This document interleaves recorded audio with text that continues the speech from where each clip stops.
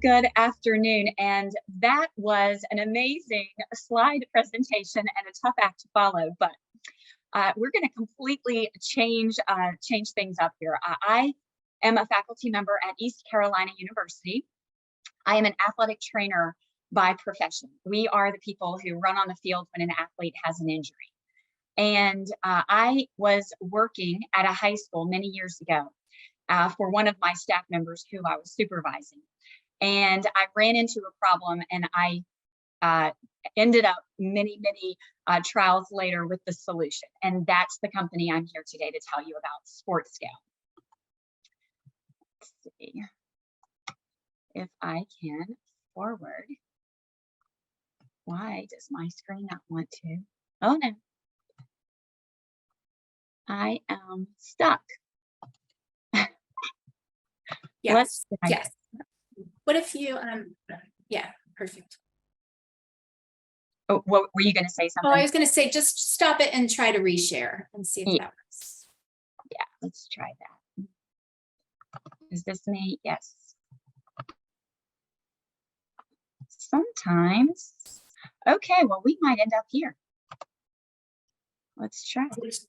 Do you want me to try to share? There we go. Okay, perfect. It's working. Okay, so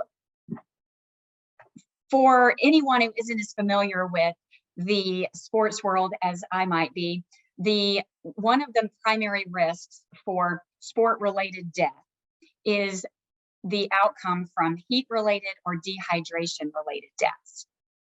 In fact, it is one of the leading causes of death of all athletes, high school and college, but of high school football athletes, heat stroke is the primary cause of death. As such, most organizations have rules or regulations that outline some sort of a structure about preventing these kinds of injuries or illnesses. So one of the tools that athletic trainers such as me, or even coaches or whomever else might be tasked with doing these sorts of monitoring tasks, they would compare pre and post weight, and then of course assess for the change percentage. That is not so much in session change. It's important to understand your hydration needs so that you can replenish that lost hydration. But the regulations, and obviously where this comes to play, is the comparison of pre to pre. So for example, a Monday weight would be compared to Tuesday's weight, or the Monday morning's weight to the Monday afternoon's weight, such that you would not be starting a successive activity session beyond an approved threshold of hydration loss. Because if you start beyond that threshold, you would be obviously at risk for then dehydrating further during that successive session. And as we all know, adolescents are coming to school and coming to practice dehydrated regardless of activity status anyhow. Certainly, there are other tools that are available for assessing hydration, and we could talk about those in questions if you'd like. But the fact is, the sport organizations and frankly teams still utilize the weigh-in and weigh-out process as its gold standard for a variety of reasons, most notably for cost and the fact that it doesn't require any sort of infection control procedures or additional protections. So some of the organizations that I just referenced a second ago that require or recommend, and again, a strong recommendation legally is hard to defend if you ignore, it might as well be a requirement, that require weight monitoring, and they do name that specifically as part of a hydration and heat illness management program or plan. So it's a variety here, and I understand that the page on the right is, obviously it's not readable, but that's an excerpt from the NCAA Sports Medicine Guide. And it just clearly outlines that athletes should not be participating in activities if they have lost 3% or more of their body weight following a prior activity session. So you can see here from this list that we touch not only high school and college athletes, but also our workforce, through the CDC, and then also OSHA guidelines, which is not listed here. There's a heat stress program that OSHA has for a variety of workplaces. So again, to summarize, the problem is even at the college and professional levels, a staffer stands beside a scale to collect weights. They use a clipboard or they use an Excel spreadsheet or some other tool they've developed. It's inefficient. It's a staff burden. If, for example, they hang the clipboard or leave the laptop and you allow the athlete to type in or record their own weight, clearly that's unreliable, ultimately leading to an unsafe practice. But that actually is quite common. In fact, it's quite common that even at the professional football level, athletes self-report.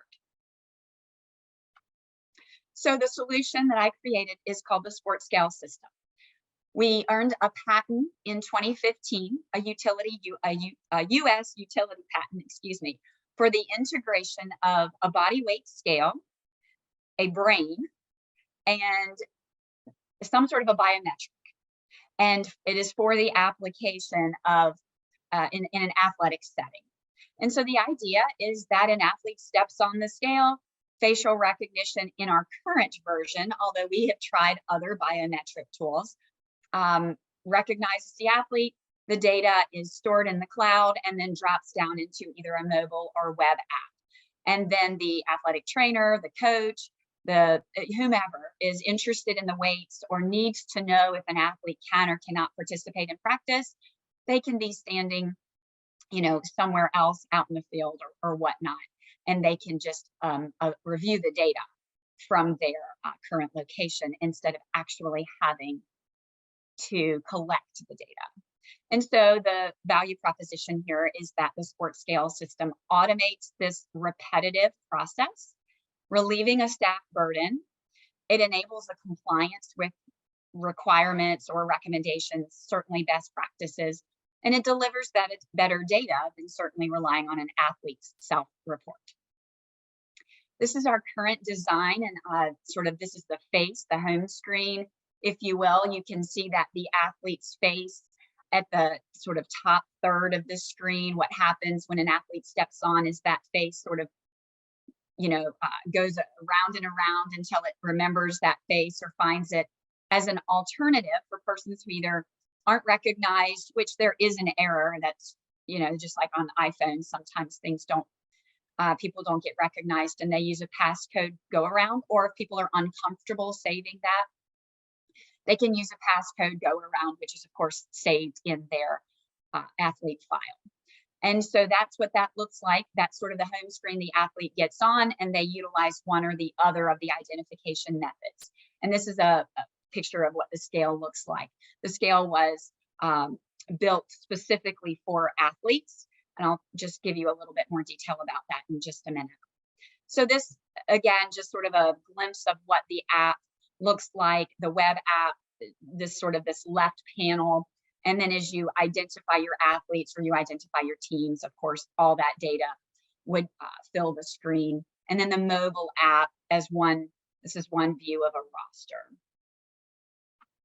So some of the benefits of the scale, the athlete recognition is obviously I sort of describe it as this is the Rolls-Royce version, right? The full automation.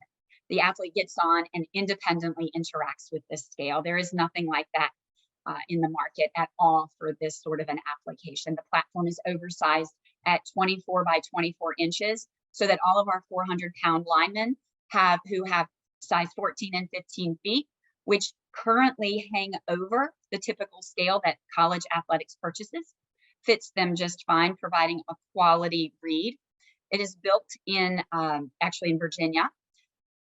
Each individual can customize whatever feedback that they want the athlete to receive on the scale. So the athlete gets feedback as well as the staff person on their mobile device. And then, of course, there's a variety of other exclusive features. As far as the web and the mobile app, the calculations are done automatically. And so we can calculate in-session loss, between session loss, and all of those notifications can be sent to whomever it is that the app is set up to notify. which is the mobile alerts. And then, of course, the data is secure, and the app can be grabbed on the go, or people can analyze the data at a later moment without taking home clipboards and papers and spreadsheets, etc. And just a quick glimpse of what this product has looked like over the years. So the idea was born in 2011.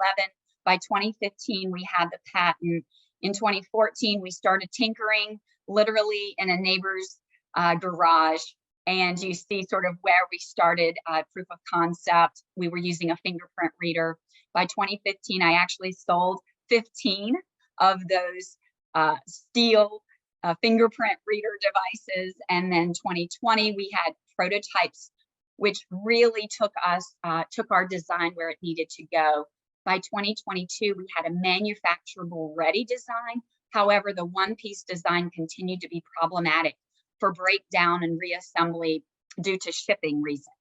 So here in 2023, we now have the two-piece design, which ships beautifully. And I should mention the two-piece design can either have the head mounted on the wall, or we have an additional SKU for an upright kiosk stand. So again, the timeline overview, the US patent, I have an exclusive license. My company has the exclusive license with ECU, which of course, owns our brains. So I am the inventor, but my company has the exclusive license. And so again, we are a few years into the patent.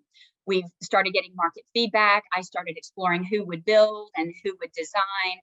And then we were ready in 2020, a month before the pandemic began. I secured my first equity investment of $500,000 since I'd already done my manufacture and software development plans, and had already identified vendors, and we'd done all the wireframes, and I'd bootstrapped everything up to that point. We were able to move right in. So that year of the pandemic was actually quite productive for us. By 2021 is where we saw big impact, because sports weren't where they needed to be for us to do a lot of market testing. But we eventually moved out of that. We're able to really get into market testing, and now we're in sales. We're in 9 states, colleges, universities, semi-pro, football leagues, high schools. And our software is managed. We have a software engineer. It's not full-time, but we increase as our needs increase. And our hardware builder does everything from the build to the shipping, and then receives all returns, customer returns. So I have excellent partners, and I truly believe that this product is the result of a partnership, despite the fact that each of these individuals sort of came on at different parts in its life cycle. Hey, Sharon, we're at time right now. Yep. Well, my last slide. Is great. Yep. So this is the opportunity I have for you today, which is that we've raised $350,000 of our $500,000 round 2 cap. And so if there is interest in participating in our round 2, we would appreciate that opportunity or those conversations.